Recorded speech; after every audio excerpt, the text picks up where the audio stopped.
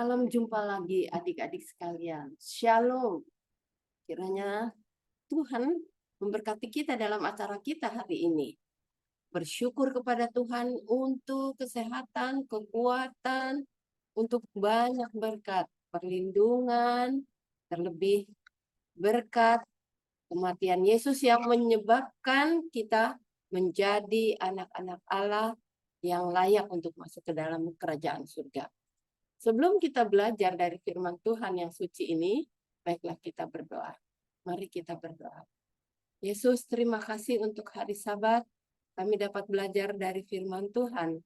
Kami undang Roh Kudus untuk menerangi dalam pikiran kami, agar pelajaran ini bermanfaat dalam kehidupan kami. Dalam nama Yesus kami berdoa. Amin.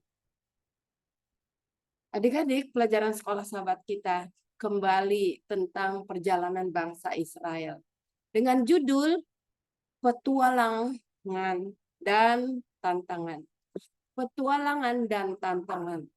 Masih ingat, bangsa itu sudah di pinggir perbatasan untuk masuk dalam tanah Kanaan. Nah, ayat hafalan kita terdapat dalam Efesus 4 ayat 2. Efesus 4 ayat 2 yang bunyinya seperti berikut.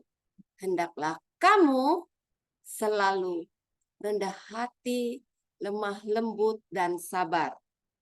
Tunjukkanlah kasihmu dalam hal saling membantu. Ada 4 poin yang ditunjukkan di sini. Kita harus rendah hati, lemah lembut, sabar, dan penuh kasih saling membantu. Nah, perjalanan mereka itu sudah hampir selesai, hampir saja tiba. Bayangkan semua orang yang diutus untuk mengintai sudah tiba. Tetapi mereka hendaknya menurut Tuhan, tapi mereka memberontak, bersungut-sungut. Mereka mengatakan bangsa itu kuat. Bangsa itu kuat, kita tidak akan dapat mengalahkan. Mereka lupa bahwa Tuhanlah yang melepaskan mereka dari bangsa Mesir yang kuat, paling kuat pada zaman itu. Mereka mengatakan bentengnya sangat tebal dan tinggi, kokoh. Mereka lupa. Benteng air Laut Merah dapat dihancurkan. Mereka mengatakan bangsa itu bangsa raksasa. Bangsa yang memakan penduduknya. Bangsa yang besar. Kita ini belalang. Semuanya itu adalah kebohongan. Membuat orang-orang Israel menjadi kecut. Sekarang mereka menangis sepanjang malam meratap Tuhan. Kenapa? Bahkan kepada Musa, kenapa bawa kami ke sini? Sampai semua anak istri kami akan matikah dengan pedang? Mereka bilang, lebih baik kita pilih seorang pemimpin untuk kembali ke Mesir. Bersungut dan bersungut. Terus bersungut. Tapi kamu tahu apa yang terjadi? Kaleb dan Joshua mempunyai jiwa yang berbeda. Mereka bilang, jangan takut, kita akan berangkat dan dapat mengalahkan mereka. Tapi sungut-sungutan mereka itu mengalahkan semuanya. Kaleb dan Joshua merobekkan pakaiannya. Jangan kita memberontak kepada Tuhan. Kita dapat mengalahkan negeri itu. Negeri itu sangat-sangat baik. Negeri itu penuh susu dan madu. Dan subur. Mari kita berangkat bersama dengan Tuhan. Keadaan semakin kacau. Akhirnya tiang awan bergerak menuju tabernakel atau Ka'bah. Dan dari sana suara Tuhan berbicara kepada Musa. Musa, Harun, sampai berapa lama lagi mereka bersungut-sungut? Sampai berapa lama?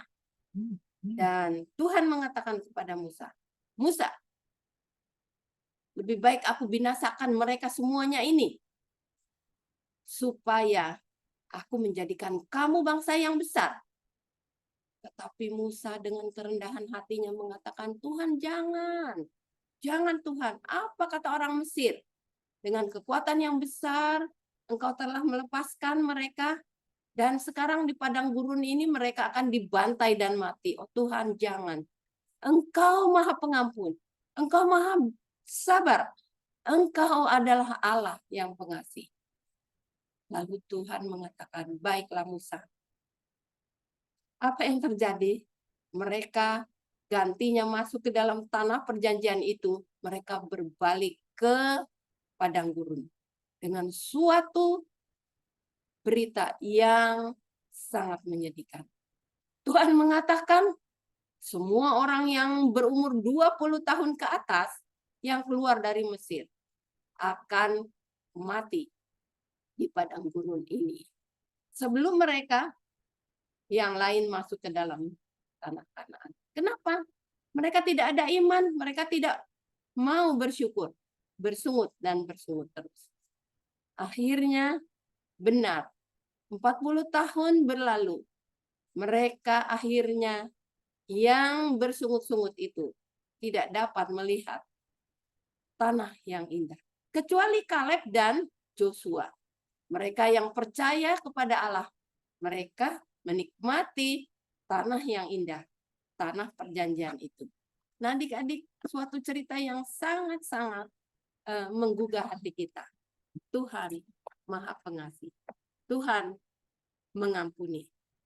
Sekarang bagian kita untuk menurut kehendak Tuhan.